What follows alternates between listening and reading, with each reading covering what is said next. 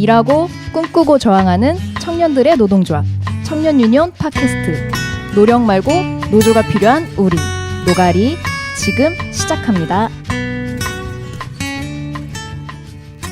노력 말고 노조가 필요한 우리 노가리 119회 시작합니다. 안녕하세요. 임시 DJ 7위입니다. 코로나로 인해 엄중한 시기를 보내고 있는 요즘인데요. 사무실에서도 재택근무를 하고 있고 또 돌아가면서 2명씩 사무실을 지키고 있어요. 그래서 오늘의 보조 MC이자 게스트는 저와 함께 사무실을 지키고 계신 정보영 정책팀장님입니다. 와, 안녕하세요. 정책팀장 정보영입니다. 저희 요즘 재택근무하고 있잖아요. 맞아요. 어떠세요? 진짜 너무 오랜만에 사무실에 나왔더니 되게 어색하더라고요. 저희가 재택근무하기 직전에 자리를 바꿨잖아요. 네네네. 저희가 그 자리 배치를 바꿨는데 오늘 너무 또 오랜만에 오니까 제 앞에 7위가 있어야 되는데 제 앞에 서희가 있는 거예요. 그래가지고 그 정도로 오랜만이라고요? 뭐 짐 같은 거 뭐 가지러 왔나 뭐 찾으러 왔나 뭐 이렇게 생각했는데 생각해보니까 우리가 자리를 바꿨더라고요. 저 진짜 오랜만에 왔어요. 아, 그래요? 저는 그 재택근무 결정한 날 이후로 처음 왔어요. 진짜요? 네. 그래서 자리에 앉아서 이렇게 뭔가 하는 게 오랜만이지. 네. 그 재택근무는 요즘 어떠세요? 재택근무요? 잘 구분이 안 돼요. 제가 워낙에. 네, 원룸에 살다 보니까 침대하고 책상하고 거의 두 걸음 거리다 보니까 너무 유혹이 강한 거예요. 일만 잘하면 되지 않을까 하면서 막 침대에도 올라가 보고 막 좀 적응하는 시간을 보내고 있어요. 저도 제가 앉은 자리에서 바로 이렇게 제가 누울 자리가 보이거든요. 그니까요. 너무 강력한 유혹이야. 근데 모기장 때문에 그런가? 왠지 그쪽으로 가고 싶지가 않아지는. 모기장? 제가 모기장을 늘 쳐놓고 있거든요. 침대 쪽에? 그래서 괜히 거기에 가고 싶지 않아지는 어떤 막이 하나 들어져 있는 모기장을 거죠. 여는 게 귀찮아서 지금 거기 맞아요. 가기가 싫다고요? 저는 귀찮아서 어떻게 자는 거야? 문턱이지. 그렇게 문턱을 높여보시는 것도 좋을 것 같습니다. 네. 요즘에 재택근무를 하다 보니까 좀 녹음할 기회가 사무실에 나와 있을 때 뿐인데, 뭐 전화 녹음 이런 거 어렵잖아요.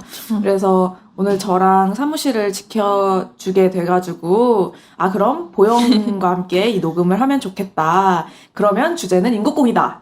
라고 해서 정해진 주제가 저희 인국공 사건을 다루게 된 거고요. 게스트 맞춤형 기획이라고 봐주시면 될 것 같습니다. 그동안 청년유니온에서도 다양한 방식으로 대응을 해왔는데, 막상 또 팟캐스트에서는 이야기한 적이 없기도 해서, 인국공 총정리? 아니면 중간점검? 을 해보려고 합니다. 그럼 먼저 광고 듣고 올게요. 청년유니온이 만드는 팟캐스트 노력 말고 노조가 필요한 우리 노가리는 유니콘 사운드와 함께합니다. 유니콘 사운드는 행사 전문 음향 회사입니다. 공연, 체육대회, 집회까지 무대 음향이 필요하신 분은 페이스북에서 샵 유니콘 사운드를 검색해주세요. 또는 전화번호 010-5688-5415 010-5688-5415 전화나 문자 주세요. 유니콘 사운드 사랑합니다. 청년들이 일하고 있는 일터 현장에서 일어나는 부당 대우를 파헤치는 코너. 유니온 센터와 팟캐스트 노가리가 함께하는 코너. 네, 이번 주 상담 111입니다. 입니다도 들어갔었나? 입니다도 들어갔지 않았어요? 나 그렇지 않았는데. 아무튼. 그래서 이번 주 상담 111은요, 유니온 센터로 들어온 노동 상담 중 실제로 청년 노동자의 일터에서 일어나는 부당 대우와 그리고 궁금한 상담을 각색해서 청취자 여러분들에게 안내해드리는 코너입니다. 이것도 노동법 위반인가? 나도 비슷한 일을 겪는데 어떻게 대응할 수 있지? 등 일터에서 일어나는 문제들에 대해 궁금한 청취자분들에게 강력히 추천드리는 코너입니다. 드디어 정성적인 녹음입니다. 저 혼자 외롭게 녹음하던 시대는 이제 끝났습니다. 근 4주간 4주, 3주에서 4주 정도 저 혼자 내보냈던 것 같은데 이제 처음에는 좀 괜찮은데 뒤로 가면 갈수록 혼자서 좀 외롭다 보니까 점점 말이 짧아지더라고요. 맞아요. 저도 편집하다 보니까 111이 왜 5분짜리 코너였나? 원래 한 10분 했거든요. 그죠? 첫 회는 10분 했던 것 같아요. 그때는 약간 열심히 첫 회가 아니요, 15분 정도는 됐을걸요? 아 진짜 그렇게 길었어요? 와 너무 길겠다. 아니, 청취자분들도 듣다 보시면 느끼실 수도 있는데 이게 점점 짧아지는 거예요. 근데 약간 이 짧아지는 게 좋은 것 같아요. 사람들도 약간 원하는 정보만 딱 빠르게 얻고 저희도 약간 일손 덜고. 그러면 근데 좀 그래도 안부는 여쭤봐야죠. 빨리. 시리는 어떻게 됐어요? 저는 재택근무를 하면서 좋아요. 뭐 그냥 일어나서 책상에 앉아 있다가 또 바로 자고 뭐 이런 거의 책상 앞에서 모든 시간을 보내는데 저는 재택근무가 체질인 것 같아요. 저는 재택근무는 아니겠다라는 생각을 했는데. 왜요? 네. 저 약간 집은 약간 쉬는 곳이라는 약간 생각이 박혀 있다 보니까 집에서 일을 하게 되면은 일이 안 되는 거예요. 너무 집중이 안 돼. 좀 막 하다가 알림이 뭐가 떠. 그걸 페이스북 들어가고 페이스북에 들어가서 확인해 본 다음에 끄려고 했는데 뭔가 신기한 기사가 있어. 알림을 끄면 어떨까? 알림을 근데 약간 애초에 집이 쉬는 공간이라서 그런지 일이 집중이 안 돼가지고 근데 또 일은 해야 된다는 압박감 있잖아요. 그 압박감 자체는 시달리면서도 일은 하기 싫은 거예요. 그래서 일을 하는 것도 아닌데 또 쉬는 것도 아니에요, 사람이. 근데 저도 사실 집에서 일하는 게 어렵고 그랬는데 근데 그냥 해야 되니까 어쩔 수 없더라고요.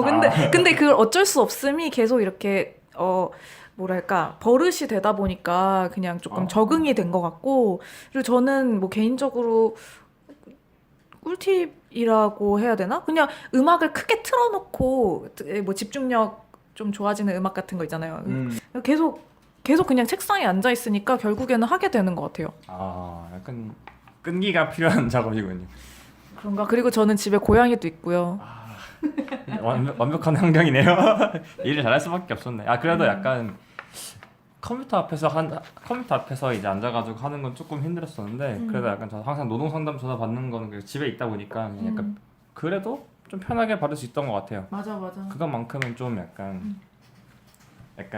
사무실에 전화 받았을 때는 약간 되게 약간 조심조심해서 받았던 것 같은데 약간 느낌으로 설명해드리면 집에서 받으니까 여긴 내 홈그라운드야. 나 혼자서 이렇게 당당하게 여긴 내 홈그라운드. 근데 뭔지 너무 알아. 맞아. 저희도 지금 요즘에 전화 돌리고 있는 작업을 하거든요. 네. 근데 그런 전화를 돌리는데 거의 사무실에서 막 엄청 다들 그 전화를 돌리고 있으니까 정신이 혼미해지고 그리고 사실 그렇게 다들 전화하지 않고 내 얘기를 내가 통화하는 걸 듣고 있는다는 생각을 해도 조금 부끄럽고 막 그렇거든요. 근데 맞아요. 집에서 이제 혼자 전화를 돌리니까 뭔가 마음 편하게 돌릴 수 있긴 하더라고요. 그래서 약간 집에서 전화 돌리는 작업은 집이 편한 것 같아요. 맞아. 최근에 이제 코로나가 이제 많이 이제 발생했기 때문에 재택근무를 했던 건데 근데 이제 관련해서 노동 상담으로 이제 근로자성 이 문제 되시는 분들이 많이 전화 오시더라고요. 요즘에 네, 약간 비중이 좀 많아졌다 그냥. 이제 프리랜서 노동자분이 이제 프리랜서도 퇴직금 받을 수 있는지 아니면은 이제 근로계약서를 작성 안 했고 약간 회장과 그 사장과 약간 이제 계약을 좀 다른 느낌으로 이제 소득세 떼가는데 이게 근로자로서 인정 받을 수 있는지 약간 이런 식의 약간 상담이 좀 많이 늘어났고 그런 분들이 이제 보통은 이제 퇴사하시게 되면서 퇴사를 마음먹고 있는데 내가 이제 노동자로서의 권리를 다 챙길 수 있는지 약간 이런 것들을 물어보시는 상당히 많아지더라고요. 그래서 이번에 다음 녹음할 때는 좀 근로자성 관련한 걸 해야겠다라고 해서 좀 이제 생각을 해보다가 그러다가 이제 근로자성 건드리니까 너무 넓더라고요. 그래서 약간 전통적으로 근로자성이 가장 문제가 되고 있는 이제 독소실총무 관련한 이야기를 좀 해보면 어떨까 해서 이제 독소실총무 관련한 이야기를 좀 해보려고 합니다. 네. 그러면 제가 읽으면 될까요? 네, 읽어주시기 부탁드리겠습니다. 2월 1일부터 오후 1시부터 7시까지 월 2회 휴무 조건으로 독서실 총무를 하고 있습니다. 독서실 총무도 최저시급을 받을 수 있다고 듣게 돼서 그동안 못 받은 급여를 받고 싶은데 가능할까요? 급여는 30만 원이고 독서실 한 자리를 받고 있습니다. 제가 하는 업무는 열람실 냉난방 관리, 휴게실 관리, 회원들 자리 배치와 안내, 그리고 항상 카운터에 상주하면서 전화도 받고 회원들 컴플레인, 문의를 받고 있습니다. 독서실 총무 임금 관련해 궁금합니다. 취준을 하는 사람입니다. 이거 다른 사람이에요? 약간 여러 가지 아. 섞여 있는 거예요. 독서실 총무 임금 관련해 궁금합니다. 취준을 준비하는 사람입니다. 월급은 30만 원으로 주 7일, 월요일에서부터 일요일까지 매일 6시간씩 했었습니다. 독서실에서 민원, 응대, 비품 관리, 분리수거, 문서 작업 외에도 다양한 일을 하고 있습니다. 3개월 정도 업무를 하면서 점점 업무가 늘어나고 부당함을 느끼며 주에 30만 원이라는 금액을 받으며 공부를 병행하는 건 힘들다 느꼈습니다. 자, 여기까지 또 두 번째 네. 하나 있고 세 번째, 저는 1월 1일부터 3월 9일까지 독서실 야간 총무 아르바이트를 했습니다. 오후 6시부터 2길 오전 1시 30분까지 근무를 하였으며 마지막 손님이 나가고 나면 퇴근을 했기 때문에 오전 1시 30분보다는 퇴근 시간이 빠른 날이 더 많았습니다. 1월 1일부터 3월 9일까지 단 하루도 빠지지 않고 근무하였으며 2월 29일에 고용주와 3월 29일까지 근무하기로 합의하였으나 고용주의 일방적인 통보로 해고당했습니다. 다음 네 번째 분이신가 봐요. 네. 알바 땡땡 공고에 밤 10시부터 새벽 1시 반까지 마감 타임 독서실 총무 구한다고 해서 갔는데 잘못 올린 거라고 저녁 8시부터 새벽 1시 반까지 하는 알바 구한다고 해서 월급 10만 원에 일하기로 했습니다. 일하다가 오후 타임 알바생들은 월급 20만 원이라는 걸 알게 돼서 올려달라고 해서 월급 20만 원 받기로 하고 계속 일했습니다. 다섯 번째, 네. 하루 6시간, 주 5일, 오후 7시부터 새벽 1시까지 근무하는 독서실 총무입니다. 한 달 월급 30만 원씩 받으면서 일했는데 계약서도 안 썼고 임금체불 문제로는 처음 겪어봐서 어떻게 신고해야 할지 모르겠어요. 네, 사실 살펴보시면 독서실 총무의 임금 조건이 사실 엄청나게 열악하죠. 근데 사실은 이제 독서실 총무라는 직업 자체가 사실은 사업장마다 다르긴 하지만 이제 실제로 사실은 어떤 분들은 이게 꿀알바라고 하시는 분들도 계시고, 뭐 어떤 분들은 이제 30만 원이라고 해서 사실은 정말 자기네 가서 앉아 있는 줄만 알았는데 생각보다 너무나 많은 일을 해야 했었다. 그렇기 때문에 약간 그렇기 때문에 약간 신고하시는 분들도 좀 계시고, 독서실 총무 하시는 분들이 사실은 이제 이렇게 임금체불 문제 아니면 내가 임금 이거밖에 못 받고 있다는 문제에 대해서 좀 다투실 때 보시면은 약간 대부분 사측과의 뭔가 기대했던 것과 좀 어긋나거나 근로 환경이 생각보다 일이 많았던가 아니면 이제 사장과의 좀 불화가 생겼기 때문에 이렇게 하시는 분들이 좀 계시는 것 같아요. 그래서 약간 저희 청년유년 노동상담 홈페이지에서 사실 수많은 독서실 총무분들이 오셔가지고 이제 근로자성 문제에 대해서 물어보시고 임금체불 관련한 문제 물어보셨었는데 그래서 오늘 약간 그런 걸 좀 정리하는 자리 라고 생각해 주시면 될 것 같습니다. 그래서 이분들의 답변을 하나하나 좀 설명해 드리면요. 첫 번째로 이제 최저임금 받을 수 있나요? 입니다. 문제는 일단은 그 독서실 총무가 근로기준법상의 근로자로 인정될 수 있는지 없는지에 대한 문제입니다. 그래서 독서실 총무로 근무하는 경우에는 항상 근로자성, 노동법상의 근로자인지 아닌지가 문제가 되고, 그리고 그동안 독서실 총무는 이제 근로자로서 인정되지 못한 사례가 굉장히 많았었는데요. 이제 이거 같은 경우에는 독서실 관리를 업무하는 자이면서도 독서실 이용자이기도 한 총무를 임금을 목적으로 한 사업 또는 사업장의 종속적인 근로를 제공하는 근로자라고 보통 많은 판례들이 이것을 이유로 인정하지 않았던 건데요. 만약에 이분 같은 경우 이제 사장의 구체적인 지시에 따라서 수시로 카톡이든 전화든 뭐 어떠한 것이든 구체적인 지시에 따라서 수시로 독서실 관리, 뭐 에어컨 온도 몇도 맞추고 정확하게, 그다음에 사장이 어디 청소하라고 해서 청소하라고 하는지 청소하고, 뭐 언제까지 뭐 해 들어가 해서 뭐 해두고, 언제 어디서 어떻게 무엇을 이렇게 다다다닥 이렇게 시켜가지고 했다. 약간 이런 식으로 이제 업무를 수행했다는 것이 좀 입증이 된다면은 독서실 총무임에도 불구하고 근로자로서 인정될 수 있는 여지가 매우 많습니다. 그래서 근로자로서 인정이 되지 않는다면은 사실 요구하신 최저임금이라든지 아니면은 다양한 것들을 지급받지 못하지만, 근로자로서 인정이 되면은 최저임금 적용과 더불어 요건이 좀 충족될 경우에는 주휴수당, 퇴직금 등등을 지급받으실 수가 있습니다. 또 이제 구두나 서면으로 종이를 썼다든지 아니면 말로 했다든지 이제 최저임금 받지 않겠다라고 사장과 합의하더라도 이것은 무효로 무효가 되고 최저임금만큼의 임금을 지급받을 수 있는 권리가 있고요. 그 다음에 이제 많은 독서실 총무들이 물어보는 근로시간, 독서실 총무분들이 근로시간 입증 어떻게 하나요? 라고 이렇게 물어보시는데, 이제 독서실 총무 같은 경우에는 근로계약서 또는 구인광고에 근로시간을 증명하는 것만큼 이제 그 시간 동안 사업주의 지휘감독, 사업주가 이제 뭐 하라라고 이제 시켰다, 약간 이런 지휘감독 아래서 일했다는, 근로를 제공했다는 사실이 좀 중점적으로 드러나야 합니다. 그래서 이것들을 입증하기 위한 자료로는 이제 근무 시간을 꼭 수행해야 하는, 내가 일하는 시간 동안 꼭 해야 되는 업무 리스트 같은 것들이 있는지, 아니면 문자, 구두, 전화, 이메일, 뭐 이메일은 없겠지만 보통 카톡이나 이런 거겠죠. 이런 것들로 근무 시간에 어떠한 업무들을 해야 한다고 지시하는지에 대한 여부와 그것들을 이제 녹음 캡처한 증거들, 업무의 내용이나 그리고 어떻게 해야 되는지, 약간 그런 방법들에 대해서 사용자가 이것들을 감시하고 감독하는지에 대한 여부, 그리고 이것들을 살펴봐야 할 것이고요. 그리고 근로계약서가 있으면 가장 좋겠지만 사실 보통 근로계약서 안 쓰기 때문에 그에 준하는 자료들을 살펴봐야 되겠습니다. 그리고 그에 준하는 자료라고 하면은 보통은 이제 사업주가 업무 지시한 거, 아니면 이제 내가 사업자한테 카톡으로 몇 시부터 몇 시까지 일해요? 라고 물어봤을 때 사업주가 그거에 답한 것들, 약간 이런 것도 있겠죠. 네.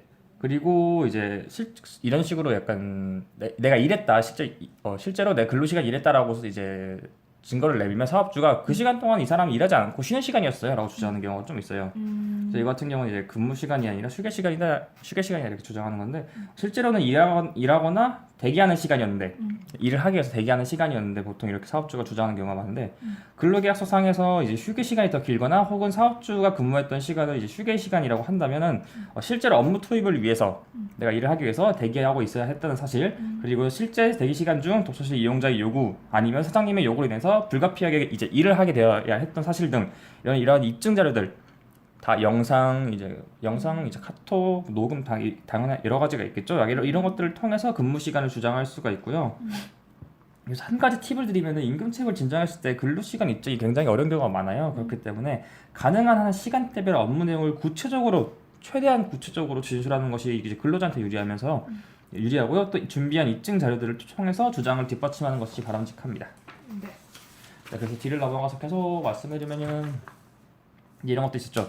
임금을 자리세, 독서실 자리 이용료로 포함해서 줘도 되나요? 라고 이렇게 물어보신 분이 계시는데, 현물은 원칙적으로 임금으로 인정되지가 않지만은 대신에 임금 대신 자리를 제공했다면은 해당 금액 또한 청구하실 수가 있습니다. 다만 이제 사업주가 자리 사용에 대한 부당이익 반환을 요구할 수가 있고, 이는 임금 지급에서 사업주가 이제 미지급 임금을 지급했을 때 상계돼서 그러니까 이것이 그러니까 그 빼고 준다는 소리예요? 맞아요 빼고 준다는 소리입니다. 내가 뗀다는 단어가 안 떠올랐어. 네, 빼고 주게 되고요. 네. 빼고 주게 될 가능성이 꽤 높고요. 그리고 독서실 총무도 감시단속적 근로자에 해당되나요?라고 물어보신 분도 있어요. 이 같은 경우에는 꽤 이제 근로기준법 많이 아시는 분들 같은데, 이제 감시단속적 근로자 같은 경우에는 보통은 이제 근로기준법이나 다양한 노동법에 많은 부분들이 적용되지 않죠. 그래서 약간 좀 말씀드리면 근로 제공 형태를 보았을 때 감단에 해당될 가능성이 꽤 높습니다. 하지만 감단으로 인정받기 위해서는 개별 근로자에 대해서 사업주가 고노부 장관의 승인을 받아 하고요. 그리고 감단으로 승인 받았는지에 대한 여부는 사업자가 주장해야 되는 사실이므로 이제 사실 굳이 신경 쓰지 않고 일단은 질러봐야 한다. 뭘 어떻게 질러요? 신고로. 네네네. 사실 이거 근로자가 알 수도 없는 사실이고요. 그리고 근로자가 알려면은 이걸 신고해서 사업주가 어떻게 나오냐, 그리고 사업주가 이거 어떻게 입증했느냐, 그러니까 이걸로밖에 알 수가 없습니다, 사실은. 근데 지금 저희가 감시 단속적 근로자 같은 경우는 이쪽에 일하시는 분들이 나는 감시 단속적 근로자로 일하고 있다라는 서명을 받던데 안 받고 자기 스스로도 모르는 경우가 있어요? 대학교에 있는 기숙사 사감을 가끔씩 학생으로 쓰는 경우가 있거든요. 그렇게 하면 이제 단감이긴 한데, 근데 보통 학생한테 이제 그 단감이란 거 약간 그런 서약서 이런 거 안 쓰는 경우도 있고, 몇 가지. 그래서 스스로 모르고 있는. 네, 모르고 있는 분들이 좀 종종 있습니다. 네, 그렇고요. 마지막으로는 진정을 넣었는데 근로자성 인정이 안 된다면 끝나나요? 라고 물어보신 분이 있는데, 임금 체불 사건은 재진정이 가능한데요. 다만 다시 이제 준비해서 진정을 넣는다고 하더라도 고용노동부지청의 판단이 바뀌는 경우는 실무적으로는 굉장히 드뭅니다. 그렇기 때문에 사실은 첫 번째 신고했을 때 그냥 최대한 많은 증거들을 가져가고 최대한 약간 논리적으로 그리고 논리적이고 사실에 입각하고 그거를 이제 제3자가 봐도 객관적인 증거들과 이제 논리들로 가져가서 이제 한 번에 이기셔야지 좀 유리하다라고 말씀을 드리고 싶어요. 그리고 고소 사건으로 진행하시는 것도 가능합니다. 사건 처리 절차는 진정 사건과 거의 유사하고요. 또한 이제 민사 소송으로 임금 지급을 구하실 수가 있는데요. 다만 민사 소송으로 할 경우에는 비용이 좀 나간다는 점. 소장 작성하고 변호사 선임하는데 좀 돈이 들어간다. 그리고 소송 과정에서 근로자성, 내가 근로자였는지 아닌지를 다시 다툴 수가 있습니다. 오늘 좀 여기까지 좀 말씀드렸고요. 오늘은 독서실 총무에 대해서 좀 많이들 물어보시는 것들 한 5가지 정도를 여러분들에게 말씀드렸던 것 같아요. 근데 이제 현실적으로 말씀드리면은 개별 사건에 대해서 근로자성이 인정될 수도 있고 그렇지 않을 수도 있습니다. 사실은 저희도 알 수가 없어요. 근로자성 인정 여부는 100% 장담드릴 수가 없고요. 물론 이제 최근 판례를 살펴보고 있으면은 근로자성이 좀 전향적으로 인정되고 있는 추세이긴 하지만은 실무적으로는 적용되지 않을 수도 있기 때문이다. 그렇기 때문에 최근 들어 많은 독서실 총무분들이 근로자성 인정을 요구하면서 진정 제기를 하는 경우가 많아지고 있고 일단은 제가 봤을 때는 이제 진정을 하면 할수록 좀 더 사례가 쌓이고 판례가 쌓이기 때문에 또 약간 최근에 좀 더 이제 근로자로 입증될 수 있는 사례들이 쌓이고 있기 때문에 가면 갈수록 좀 더 근로자로서 인정받을 수 있는 가능성이 좀 높아질 거라 좀 기대를 하고 있고 또 일단은 최대한 진정 제기를 할 경우에는 가지고 계시는 자료들을 활용하고 최대한 많은 자료를 찾아가지고 체불임금을 지급받으시기를 바라겠습니다. 오늘은 여기까지인 것 같아요. 네. 그러면 언제나 궁금하신 노동법이 있으시다면 팟빵과 유튜브 댓글로 남겨주시면 확인 후 답변 드리겠습니다. 네, 그리고 노동상담은 언제나 02735-0262번을 연락주세요. 여기까지 이번 주 상담 111이었습니다. 감사합니다. 감사합니다. 인천국제공항공사의 비정규직 정규직화 이슈는 아는 사람들에게는 좀 지겹고 또 모르는 사람은 영 관심이 없는 이슈일 거라고 생각이 돼요. 청년유니온에서는 이 문제에 대해 다양한 방식으로 대응해오고 있었는데 혹시 다들 알고 계셨나요? 알고 계셨을까요? 글쎄요. 평소에 관심사에 따라서 굉장히 다른 것 같기는 하더라고요. 뭐 어떤 분은 또 저희가 올렸던 성명 보고 가입하신 분도 계시다고 하니까 맞아요. 또 어떤 분들한테는 그렇게 고마워하시기도 하시는 것 같아요. 근데 인천국제공항공사의 비정규직 정규직화는 단순히 한 사업장의 문제가 아니라 노동시장 이중구조가 공고해지고 또 그것을 기반으로 신분제를 정착시키는 과정이라고 보기 때문에 좀 중요한 문제인데요. 그렇다면 이 이슈를 잘 살펴보고 이해하는 시간을 먼저 가지고 또 어떤 질문을 던지고 있는지 확인해 봐야 할 것 같습니다. 그럼 보영님께서 타임라인 중심으로 인국공 사건을 이야기해 주실 수 있을까요? 네, 이게 제가 타임라인을 완벽하게 정리를 하는 것은 좀 불가능할 것 같더라고요. 제가 그 비정규 노동이라는 잡지에 격월간지에 이 이슈를 가지고 인국공 이슈와 청년 이런 걸 주제로 글을 쓰게 되면서 오늘 노가리에도 출연을 하게 됐는데 그 이제 글을 쓰려면 그래도 물론 우리가 꼭 그 디테일에 기반해서 판단하는 건 아니지만 어느 정도 이 사건을 알아야겠다는 생각이 드는 거예요. 그래가지고 기사들을 보면서 쭉 그 타임라인을 나름대로 정리를 해봤는데 페이지가 끝도 없이 늘어지는 거예요. 그 글에는 지금 한 페이지 안 되는 표로 제가 담게 되었는데 진짜 이슈가 너무 많고 단계가 너무 많고 사건이 너무 많은 거예요. 일단 그 합의 자체도 3번이나 했는데 그 정작 지금 논란이 된 거는 합의에 기반한 발표가 아니에요. 또 그런 것들이 굉장히 복잡한데요. 이게 좀 거슬러 올라가 보면 뭐 이 정규직화의 이슈는 2017년 시작이 됩니다. 이게 2017년에 대선을 치르고 당선이 되자마자 대통령이 인천국제공항공사를 찾아갔죠. 거의 첫날이었나요? 네, 당선 다음 날인가? 완전 상징적으로 찾아간 거죠. 그래서 진짜 노동 존중 사회가 오나 이렇게 생각했었어요. 그 당시에는. 그렇죠. 그래서 비정규직 노조를 방문을 해가지고 올해 안에 노동자 10,000명을 다 정규직화를 하겠다라고 막 약속을 하고 거기서 막 당사자분들을 막 눈물을 흘리기도 하고 그런 사건이 있었는데 사실 이 일이 2017년에 시작됐다고 보기는 어렵죠. 왜냐면 왜 인천국제공항공사를 찾아갔을까? 이거를 좀 생각해 보면은 답이 나오는데요. 왜 갔을까요? 제가 이 질문을 원래 받기로 해가지고 질문을 던지는 거는 원래 그 대본에 없었는데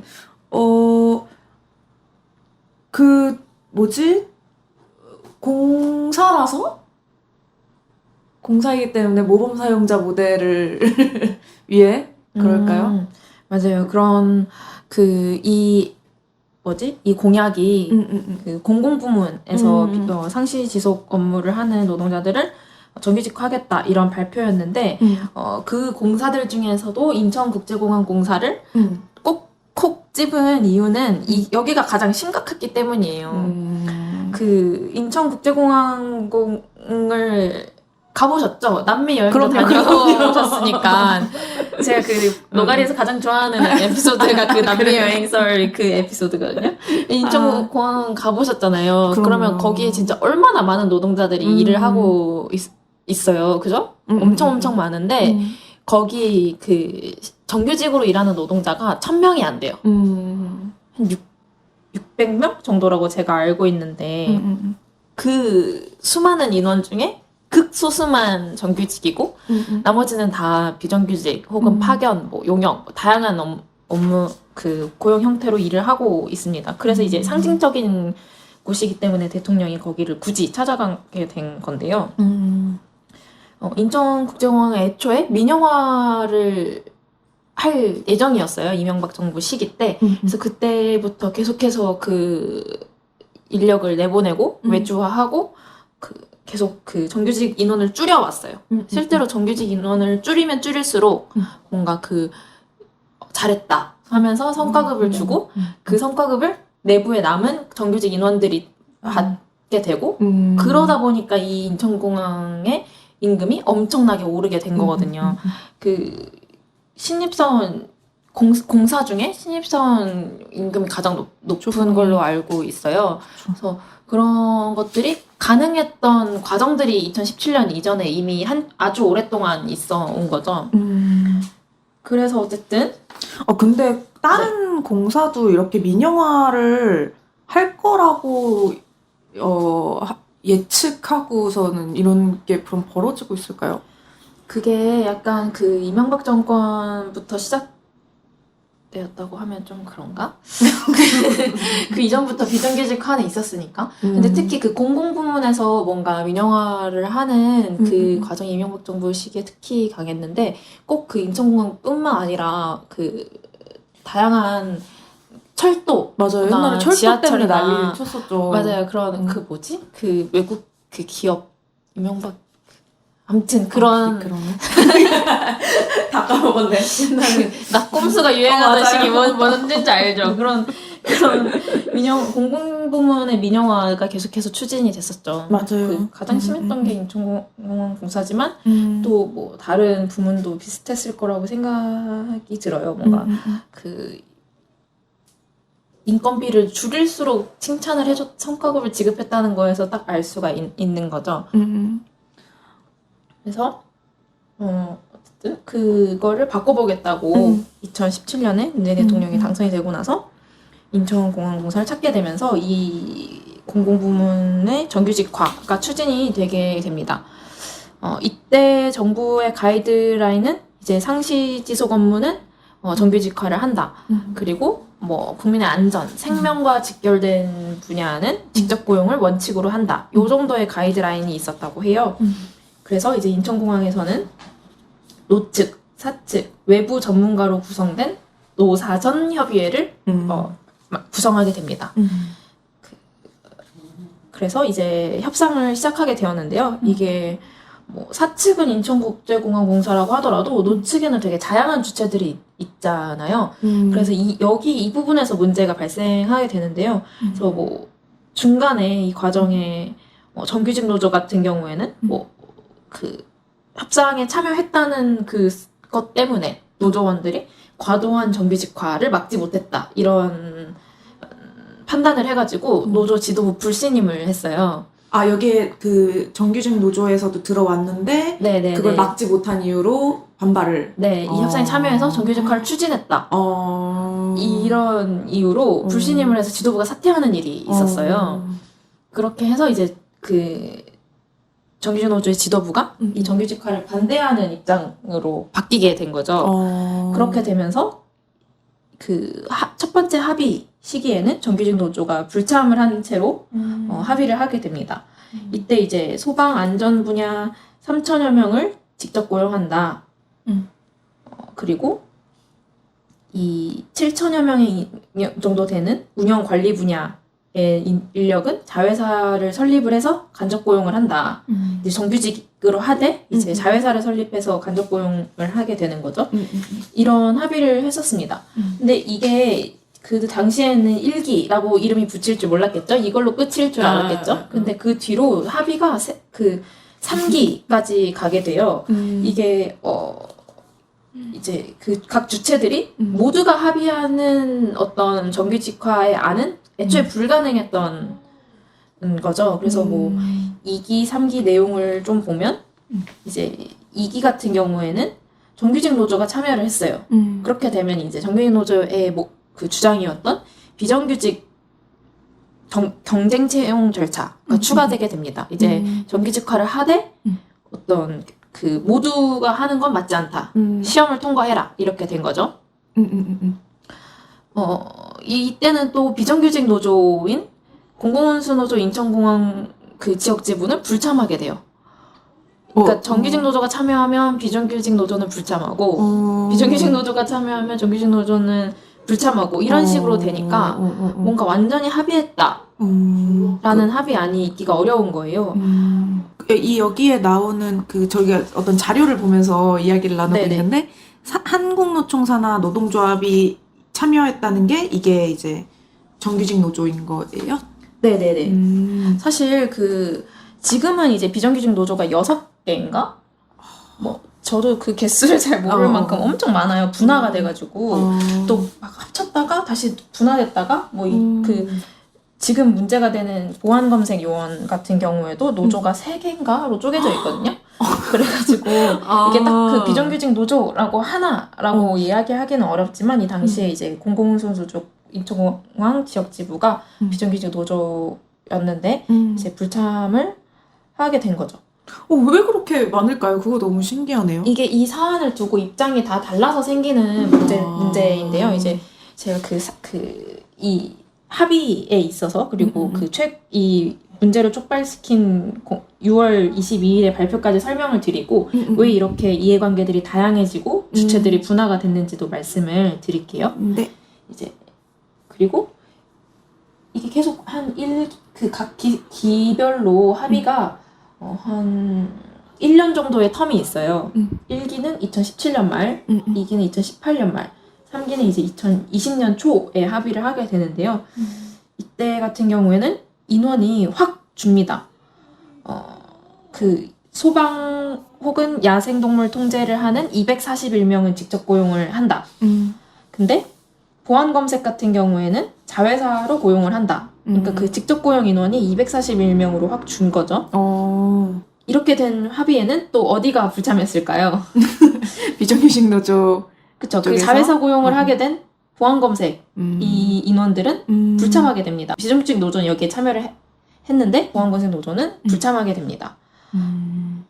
되게 복잡하죠. 맨 이게 처음에는 다 따라가기가 나왔는데 쉽지 않아요. 네? 맨 처음에는 그러니까 예를 들면 지금 3기 네. 노사전 협의회를 이야기하고 있는데 이 3기 시작할 때는 다 왔는데 안 풀리면 다음부터 안 나온다는 거 이런 건가요? 아니면 아예 처음부터 나오지 않나요? 제가 기사 같은 거 찾아보면 그거 맞아요. 이렇게 안 되겠네 팡 나가는 거 있잖아요. 팍 나가는 식으로. 네, 그런 식으로 제가 3기는 모르겠는데 1기, 2기 때는 그런 규탄하면서 나가는 과정들이 있었어요. 그러니까 이게 불참했다는 말은 이제 합의할 때 최종 합의를 할 때 없었다. 이런 걸로 이해하시면 될 것 같아요. 아, 네. 그래서 그렇게 해서 이제 241명만 직접 고용을 하고 나머지 인원은 자회사로 간접 고용, 정규직 간접 고용을 하는 것으로 결론이 난 줄 알았는데 이제 갑자기 6월 22일 인천국제공항공사가 원래 정규직화하기로 했었던 소방, 야생동물 통제 그뿐만 아니라 보안검색, 1902명의 보안검색 이 분야까지 직접 고용을 하겠다고 갑작스러운 발표를 하게 된 거예요. 그래서 이때 이 발표하는 현장 기사 사진을 보면은 이거에 반대하는 정규직 노조가 굉장히 격렬하게 반대하는 장면들을 보실 수가 있는데요. 이게 원래는 보안검색 요원들을 직접 고용을 할 때 법적인 문제가 있었대요. 그래서 이거를 일단은 자회사로 간접 고용을 한 상태에서 이제 법적 문제를 해소하고 천천히 정규직화를 직접 고용을 하겠다 뭐 이런 식으로 결론을 냈었던 것 같은데 이제 갑자기 직무 형태를 바꿔서 직접 고용을 하겠다고 이제 발표를 한 거죠.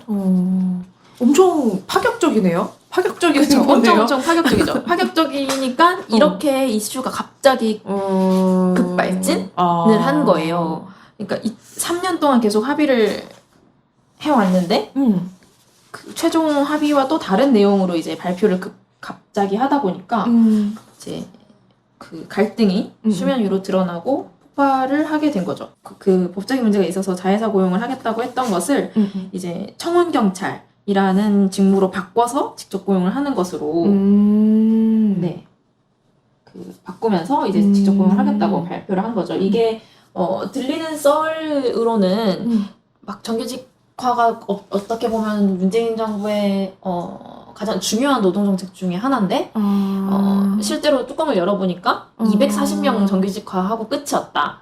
이렇게 되다 보니까 좀 청와대에서 소리를 압박을 했다. 했다. 뭐 이런 얘기가 있어요. 그러니까 이게 그때 당시 인천공항을 문재인 대통령이 방문했을 때까지만 해도 여론이 나쁘지 않았거든요.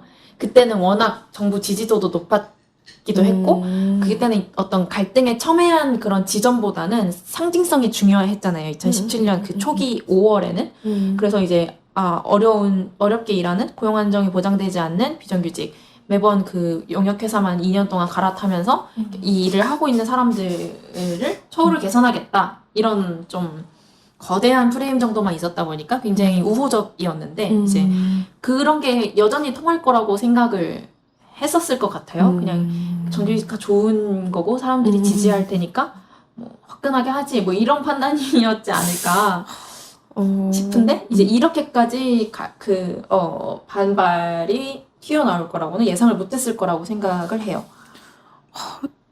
그러면은 약간 조금 안일하게 봤네요. 저는 그랬다고 생각해요. 훨씬 더 세심했었어야 되는데 근데 또 이렇게 말하면 그러면 3년 동안 한 거는 뭐냐 이게 세심한 과정이 아니면 뭐냐 이렇게 과정을 말을 엎었잖아. 사람들도 있긴 있었는데 이게 좀 복잡해요. 그래서 뭐 사측 같은 경우에는 3기만이 최종 유일한 합의가 아니다. 1기, 2기도 합의다. 이 1, 2, 3기를 다 포괄해보면 이 직고용의 문제는 아니다. 이렇게 말을 하기도 하고 이 애초에 3기 때 간접 고용을 하기로 했던 거는 법적 문제가 해소될 때까지 한시적으로 그랬던 거고 원래는 다 직고용 하려고 했었다. 근데 이런 방법이 있으니 이렇게 하겠다는 거다. 뭐 이런 식으로 발표도 하고요. 지금까지 이렇게 복잡한 사안이 지속되고 있습니다.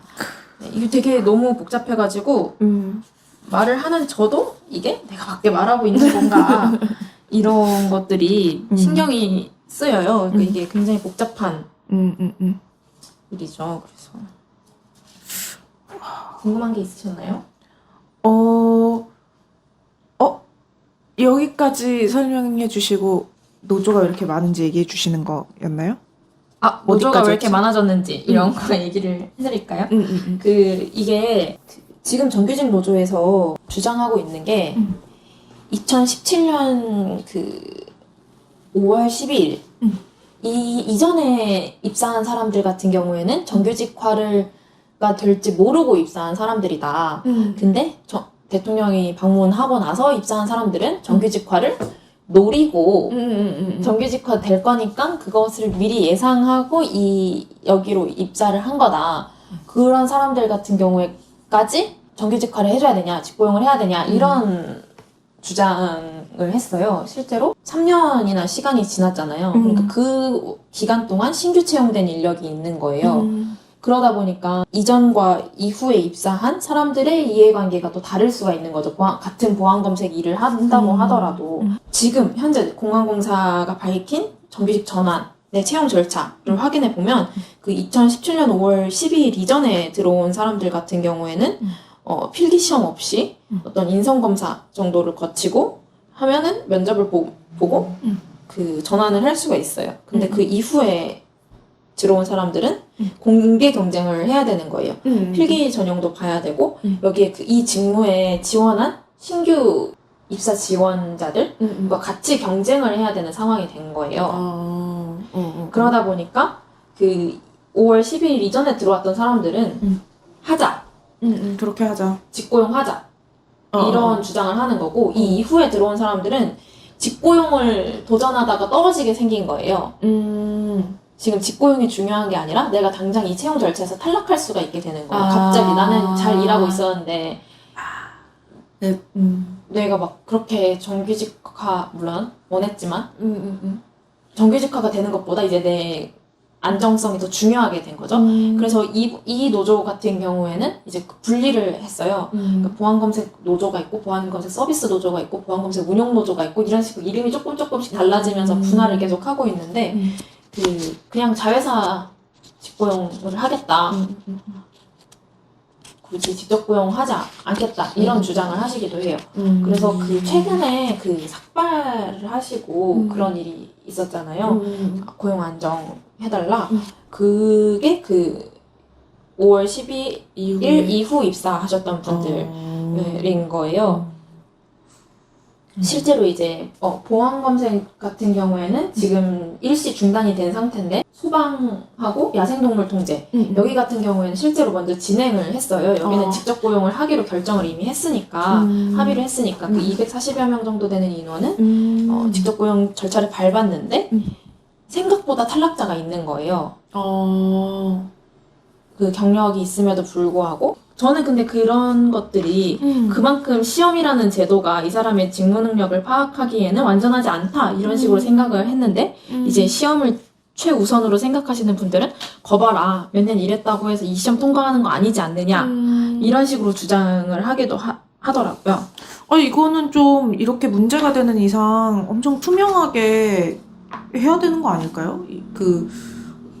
어떤 시험을 보길래 지금까지 일해왔던 사람들이 떨어지게 만드는지 그런 생각도 좀 드네요. 소방 같은 경우에 적격 심사만 통과하면 되는 인원 중에서는 17명이 공개 채용하는 인원 중에서는 소방대원 28명과 야생동물 통제 인력 2명이 탈락했다고 해요. 그래서 총 47명이 탈락을 한 거예요. 여기에는 뭐 일반 직렬도 있고 관리자급 인원도 포함됐다고 하던데 근데 생각보다 한 6분의 1 정도 되는 인원이 탈락한 거, 5분의 1 정도가 탈락을 한 거잖아요. 그러니까 이제 그런 불안감이 가시화가 된 거죠. 공개 채용 같은 경우에는 필기 전형, 직무지식, NCS 시험을 봐야 되잖아요.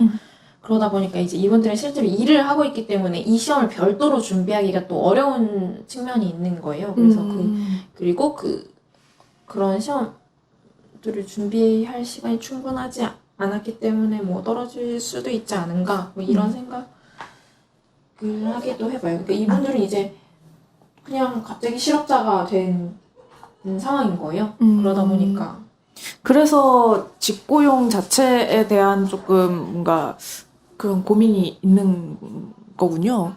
그 자회사가 더 좋지 않냐. 근데 그 자회사를 하면은 그냥 별도의 시험 없이 그냥 자회사로 들어가게 되는 건가요?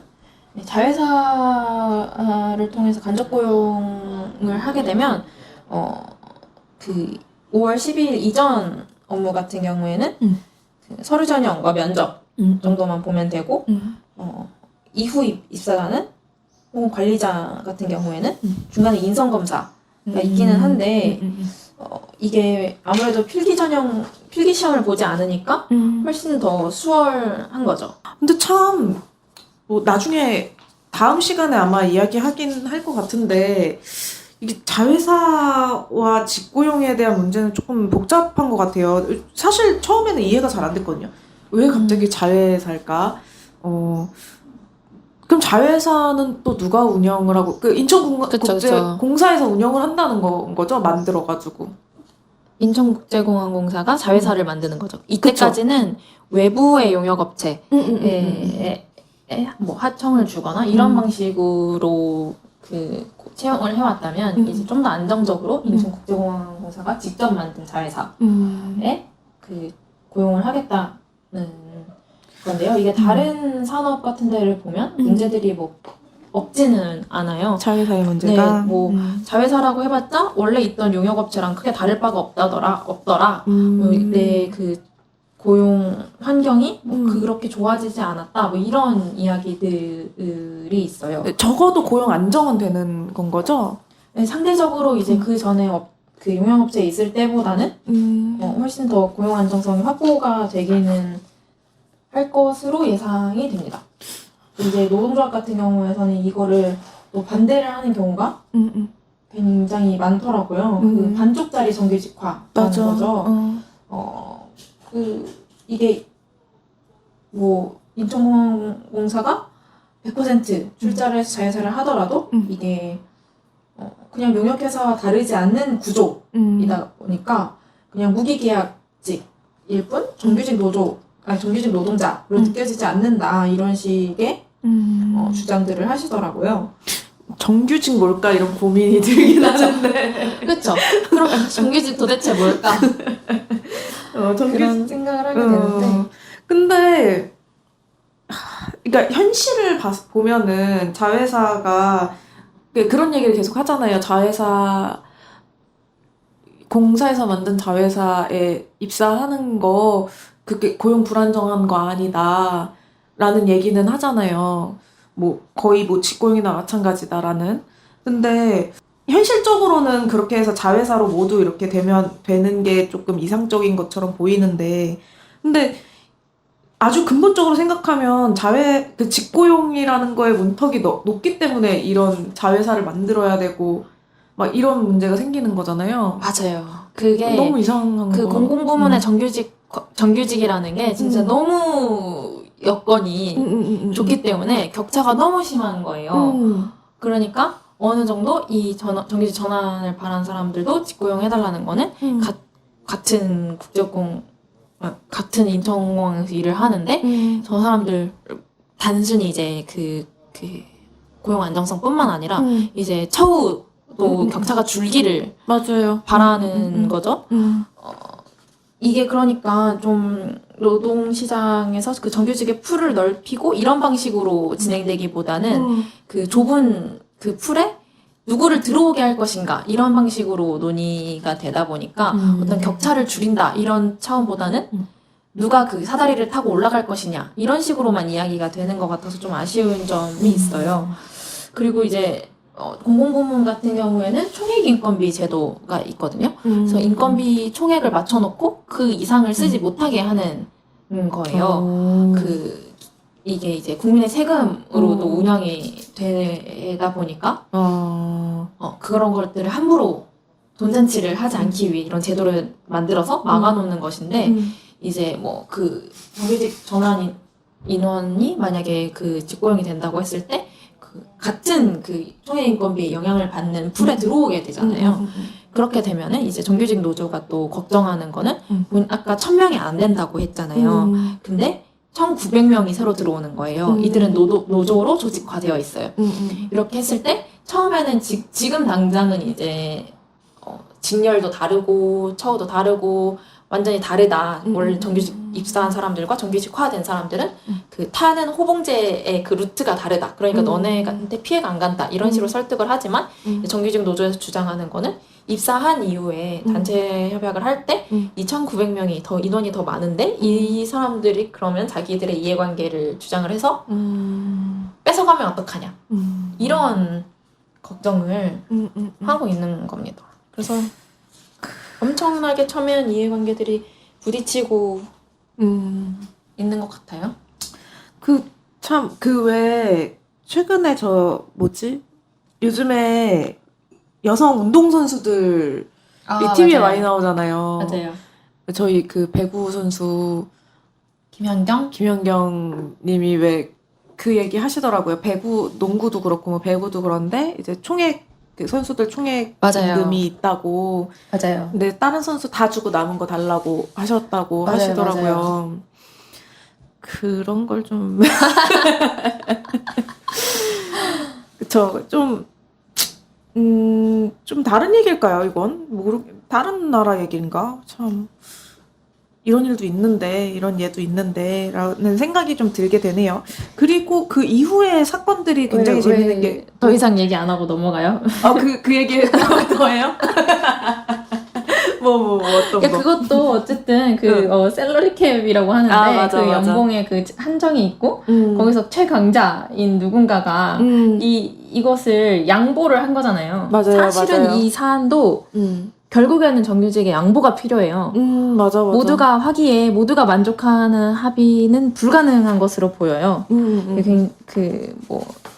이제 지난 토론회 저희가 토론회를 이따가 또 말씀드릴 텐데 토론회에서 이제 전혜연 기자님이 정규직화의 트릴레마라고 해서 그 약간 딜레마가 3중으로 있다 이런 얘기를 하면서 채용을 공정하게 하는 것 그게 우리 사회에서 시험으로 인지되고 있지만 그런 원칙 공개 채용을 할 때의 원칙 그리고 기존의 비정규직에게 불이익이 없어야 한다는 원칙 그리고 정규직화해야 한다는 원칙 이런 원칙들이 서로 충돌하고 있다고 이야기를 정리를 해주셨는데 그런 이제 딱 모두가 충족되는 모두의 이해관계가 충족되고 모든 원칙이 충족되는 합의는 불가능하기 때문에 어쨌든 이거를 강제로 이끌어내든 아니면 좋은 마음, 선의의 기대를 하든 어쨌든 가진 쪽이 양보를 해야 되는 사안인 거라서 근데 참 양보라는 말이 그 가진 쪽 입장에서 발끈할 것 같은 단어이기도 한 것 같아요. 왜 그쵸. 양보하라고 그래? 양보를 강요할 수 있는 거야? 막 이러면서. 별로 그리고 스스로가 기득권이다 이렇게 생각도 맞아요. 안 했을 것 같거든요. 맞아요. 나는 이렇게 평범한 직장인 개고생해서 올라왔어. 그쵸. 뭐 이런 것도 고생. 있는 거고. 그래서 열심히 노력해서 얻은 것 이렇게 생각할 거기 때문에 어떤 양보라는 것을 생각해보지 않았을 것 같아요. 네, 그러면 이 다음에 발표가 있은 다음에도 굉장히 많은 일이 있었어요. 그쵸? 그쵸? 네, 한번 쭉 이야기를 더 나눠볼까요?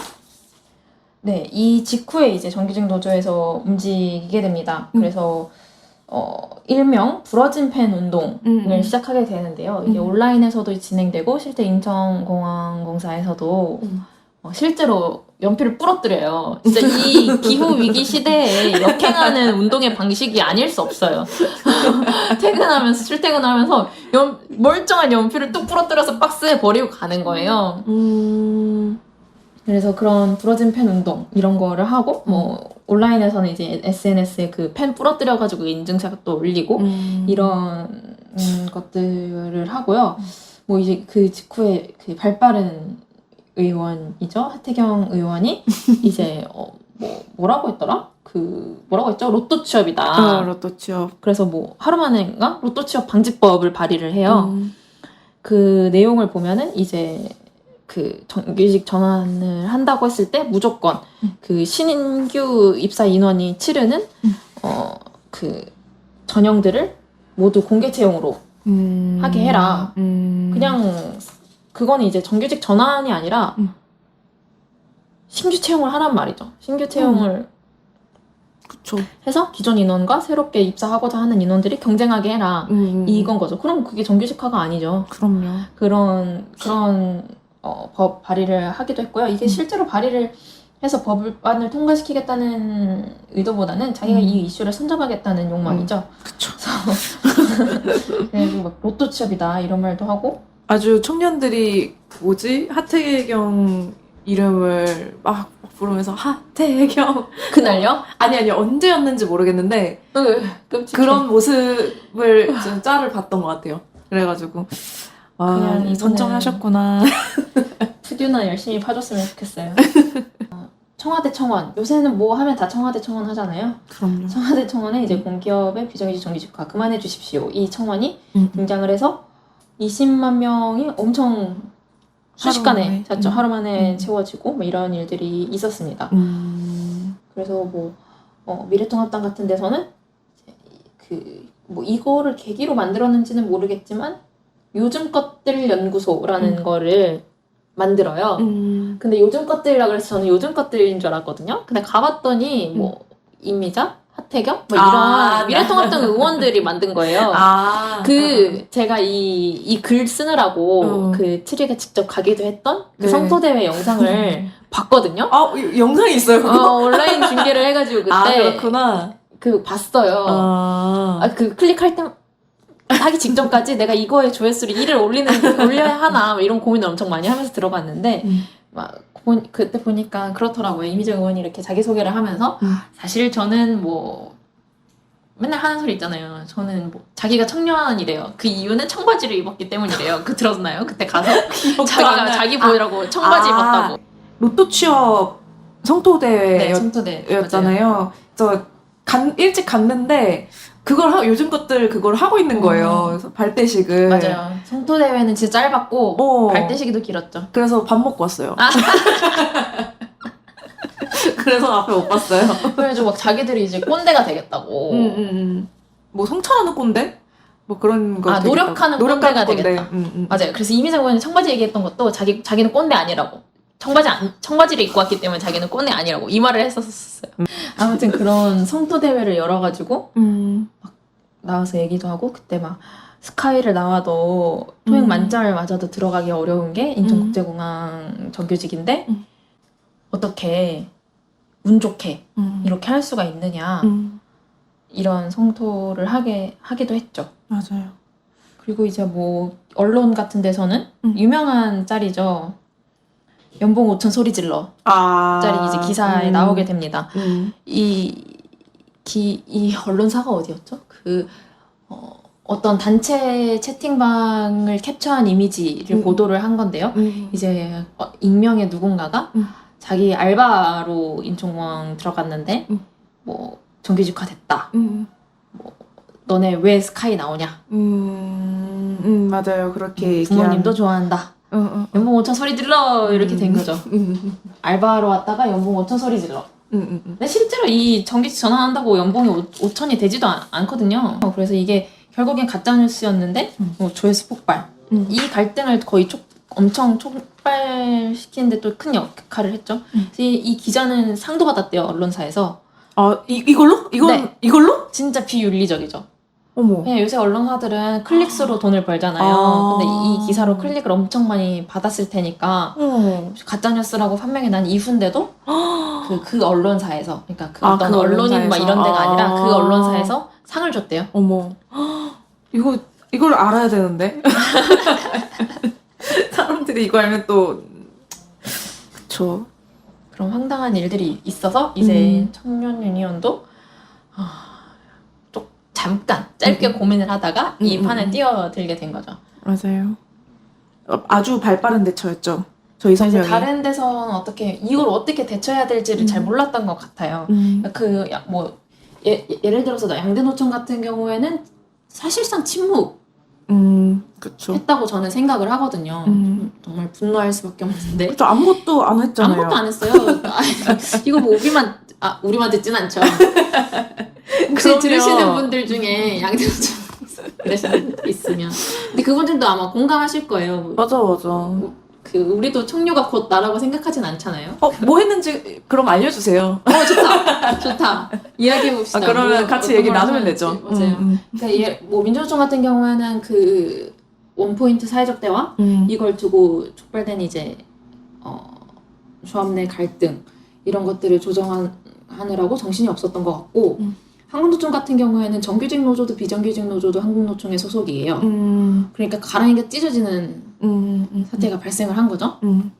그래서 우리 계속 이야기하고 있는 그 토론회 때도 한국노총에서 와서 축사도 하고 정규직과 전환을 어떻게 잘할 것인가를 논의하는 자리인데 한국노총 뭐 부위원장인가? 3자인가? 그러니까 오셔가지고 축사도 하고 발제에도 한국노총에 소속된 그 희망노조에 계시는 그 정규직화를 추진하시는 노조에서 오신 분이 발제도 해주셨어요. 근데 정규직 노조 또 한국노총 소속이에요. 그러다 보니까 그 여기서 문화제를 열었거든요. 정규직 노조에서 공정문화제를 열어가지고 그 채용을 공정하게 해라 이런 문화제를 열었었는데 그 거기에도 한국노총이 참여를 한 거죠. 그래도 또 축사를 했어요? 축사를 했는지는 모르겠는데 어쨌든 같이 참여해서 조끼 입고 가셨겠죠. 어머. 참여를 했고 뭐 어떻게 후원을 했는지 그런 거 형태는 잘 모르겠지만 어쨌든 참여를 했습니다. 그러니까 잃어버린 공정을 찾아서 네, 그 맞아요. 행사를 말씀하시는 거죠. 근데 이런 지금 저희가 사진도 같이 보고 있는데 이런 행사가 진짜 비싸단 말이에요? 맞아요. 장비 빵빵하게 해놓고 했던데요. 그 무대 설치도 하고. 근데 뭐 많잖아요, 돈. 그래서 인원은 별로 안 되겠지만 정규직 노조가 그 조합비는 어떤 많이 비율로 내니까. 산정을 하게 되니까 조합비가 많겠죠. 그 뭐 문화제라고 해가지고 무대도 하고 뭐 그 사진에도 있지만 그 생수 포장해가지고 생수를 포장해가지고 공정수다 이런 것도 나눠주고 또 이제 궁금해서 영민 마빈 박사 이 현장에 직접 가셨대요. 저도 갈까 말까 진짜 고민을 많이 했거든요. 저는 약간 이거 인터뷰를 해서 논문을 써볼까 이런 생각으로 갈까 하다가 그때 태풍 왔었나? 그래가지고 그냥 맞아. 안 갔는데 우리 그 마빈 박사는 호기심을 이기지 못하고 직접 가서 그 먼발치에서 바라봤대요. 근데 그 현장에서 이제 그날 또 온 취준생들에게는 취업 준비자에게는 그 정규직 노조에서 직접 작성한 공공기관 그 취업 꿀팁 같은 거를 나눠줬어요. 이거 진짜 너무 웃기지 않나요? 그래서 이게 불공정해. 이게 내부 인원이 자기들이 취업 정보를 이 사람들에게만 주는 게. 그래서 그런 거 받아가고 또 그 뭐 취업 어떻게 할 수 있는지 막 그런 거 물어보는 장면을 그 마빈 박사가 목격하기도 했다고 하더라고요. 그 행사 자체는 참여하지 않고 카페에서 공부하다가 우르르 나가서 그거 받으러 갔다는 그런 얘기 하지 않았었어요? 그런 얘기도 했어요? 전 그거 못 들었어요. 어. 그 자료만 받기 위해서. 근데 그런 자료가 진짜 중요하거든요. 그 맞아. 내부 인원이 알려주는 그런 정보가 엄청 꿀팁이 되잖아요. 그래서 그 얘기 듣고서 또 되게 놀랐고, 근데 저는 이제 저희가 계속 이야기하는 토론회, 네. 그 경사노위에서 한 토론회에서 전혜연 기자님이 여기를 직접 다녀오셨더라고요, 또. 네. 이 문화제에. 그러면서 느낀 점을 맨 처음에 이제 발제 이제 시작하시면서 여기 다녀온 이야기 하시면서 말씀하신 게, 뭐라고 하지? 이런 정의감에 불타 있는 맞아요. 그런 걸 느끼셨다는 이야기를. 그러니까 여기 써 있는 게 그들이 보여준 읽어주세요. 정서는 이기심보다는 차라리 정의감에 가까웠다.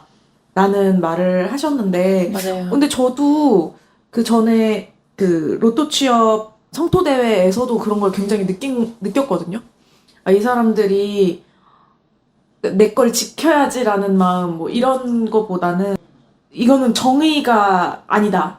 나는 정의를 지키려고 세상의 정의를. 어떤 사회적 가치를 수호하기 위해서 이 자리에 나왔다. 이런 분위기가 뿜뿜하죠. 맞아요. 저도 그런 거 진짜 공감했어요. 저희 이 사안뿐만 아니라 저 같은 경우는 예전에 서울교통공사에서도 똑같이 이 무기계약직을 정규직화하는 과정에서 갈등들이 있었는데 거기 정규직 분들도 이렇게 그때 이만큼 이슈가 커지진 않았지만 거리로 나와서 뭐 이런 시위 같은 거를 하고 그랬었어요. 근데 그때 했던 분들을 만나보면 어떤 사회운동의 경험으로 이거를 기억을 하는 거예요.